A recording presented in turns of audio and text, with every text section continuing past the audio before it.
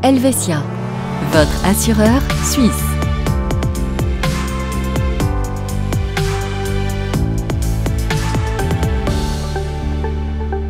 Bonsoir, ravi de vous retrouver pour ce nouveau numéro de Conseil d'experts où je vous propose ce soir de faire les cartons. On va parler emménagement et bien sûr assurance en lien avec un projet de déménagement. C'est avec notre expert Christophe Beaulieu qu'on regarde ce sujet-là. Bonsoir Christophe. Bonsoir Nasrat. Alors prenons le cas d'abord de l'appartement ou du logement dans lequel je suis en tant que locataire et donc que je vais finalement quitter.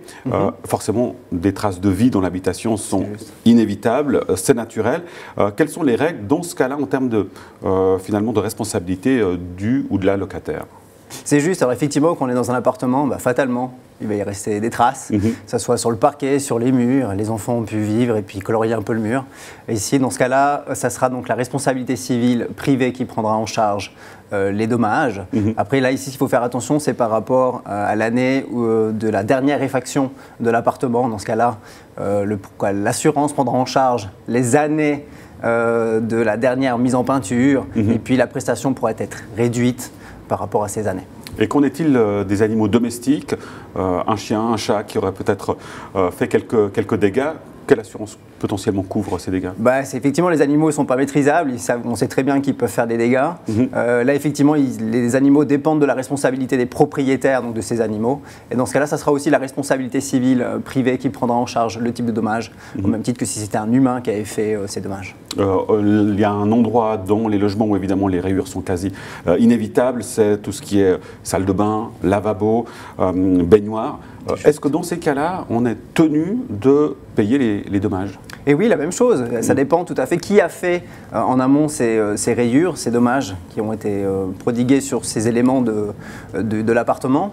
Ce qui est important ici, c'est, j'ai envie de dire, en premier lieu, l'état des lieux quand vous êtes à l'entrée de l'appartement, c'est de bien notifier toutes les petites rayures, toutes les choses, de façon de telle manière de ne pas prendre en charge les dégâts qui ont été faits par votre prédécesseur.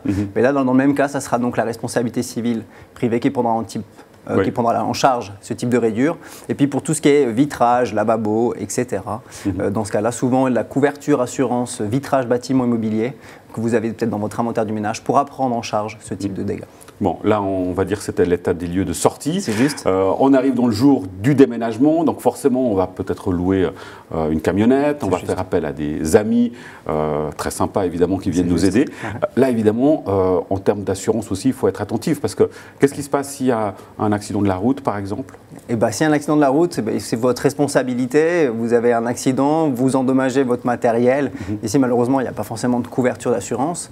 Si c'est votre ami qui est venu vous aider à déménager, qui malheureusement avec sa voiture ou sa camionnette, ça sera sous sa responsabilité. Là, faut faire vraiment très attention. Là, je pense que la meilleure recommandation, c'est de faire appel à des spécialistes. Il y a des déménageurs qui sont là, ça sera leur responsabilité civile entreprise. Ils sont couverts pour ça, pour ce type de dommage. Oui. De manière générale, Christophe, quel conseil est-ce que vous pourriez donner aux personnes qui déménagent? À quoi il faut vraiment prêter attention lorsqu'on change de logement? Quand on change de logement, je pense que l'état des lieux est vraiment le point crucial quand on rentre dans un nouveau logement. Vraiment de pouvoir notifier tout ce qu'on a pu voir, tous les petits défauts, parce que ça reviendra sur nous à l'état des lieux de sortie. Et puis au niveau des assurances, effectivement, quand on change de logement, on peut prendre un logement qui soit plus grand ou plus petit. Et puis dans ce cas-là, il faudra impérativement modifier les sommes d'assurance, notamment au niveau de l'inventaire du ménage. On peut se séparer du mobilier, on peut en racheter. Et puis là, pour éviter les lacunes de couverture en cas de sinistre, réadapter ces sommes d'assurance sont vraiment impératives. Alors justement, j'allais vous demander en fait à quoi il faut penser en termes d'assurance lorsqu'on intègre un nouveau logement. Donc l'adaptation évidemment est importante. C'est juste. D'autres aspects peut-être à prendre en compte quand on arrive justement dans un nouveau logement, est-ce que peut-être éventuellement si on a au niveau, vous le disiez par exemple du mobilier, ça veut dire que si on emménage avec son ami et que ce n'était pas prévu au départ, ça veut dire que le montant aussi du mobilier est plus important. Donc la somme d'assurance sera plus importante, donc il faut réadapter. Et puis peut-être on était tout seul dans un logement, dans un petit logement, on se met en ménage commun. Et dans ce cas-là, il faudrait adapter et voir pour pouvoir regrouper les polices d'assurance sur une seule police. Il est d'usage que la police la plus récente soit annulée à ce moment-là, avoir en fonction du partenaire qui est la police la plus âgée. On combine tout ça, on fera notamment des économies au niveau de la prime, et puis on a une couverture qui sera adaptée. j'ai envie de dire le meilleur conseil, c'est tout de suite quand on déménage, ou même en amont du déménagement, prendre contact avec son conseiller, de telle manière à lui indiquer ça. Il vous prodiguera les meilleurs conseils d'usage pour pouvoir adapter les couvertures d'assurance. Et une toute dernière chose, vous parliez de l'importance de l'état des lieux, de sortie, d'entrée. On est forcément dans l'excitation le jour J. C'est peut-être un bon conseil aussi de dire, venez accompagner de quelqu'un qui n'est pas directement concerné, il peut voir des choses que vous avez Exactement. Peut-être vous avez un ami qui connaît peut-être dans le domaine de l'immobilier, qui a eu des expériences, qui fait partie du corps du métier du bâtiment. Il aura peut-être l'œil, on va dire, plus vif et avisé pour pouvoir repérer certaines problématiques au niveau de l'appartement et afin de notifier tout ça.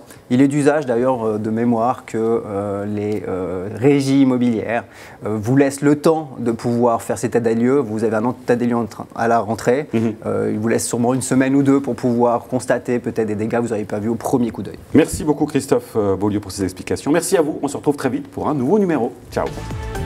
Helvetia, votre assureur suisse.